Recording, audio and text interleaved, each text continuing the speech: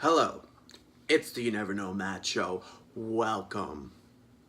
So, today we're going to talk about the shortness of life. I'm listening to an audiobook by Seneca. He was a Stoic philosopher back in the day, in the time of like Aristotle, Plato, all that Greek stuff. Yeah.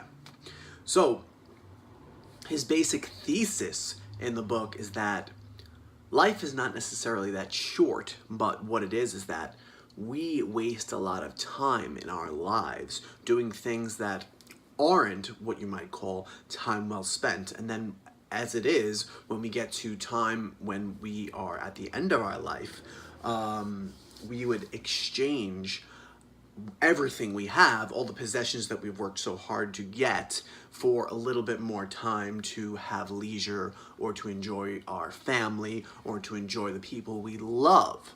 So it's like, take the time now, don't be so trying to get stuff.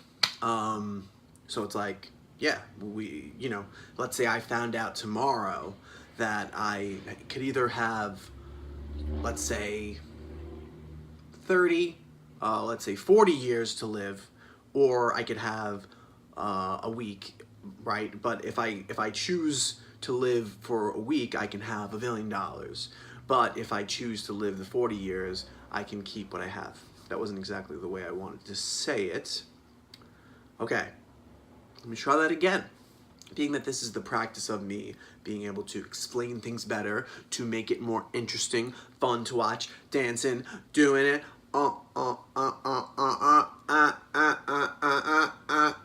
You didn't come here for that. Let's try it again.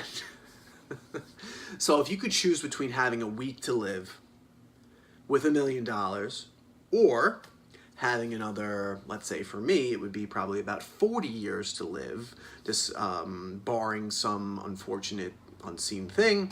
On average speaking, it would be that long. So it would be 40 years, or 40 years with, let's say, the current income level that I'm at now.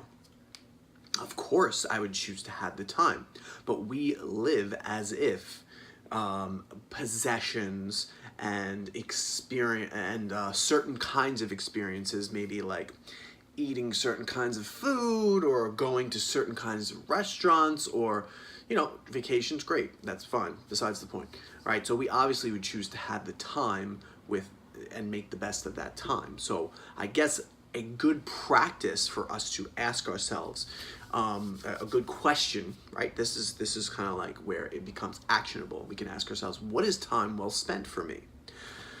What is time well spent for you? What is time well spent for you?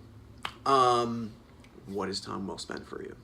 What might be time well spent for you? Because I've come to the conclusion that time well spent for me is time on stage. So it's kind of like what I do here. I get on stage and I just say, like, what up?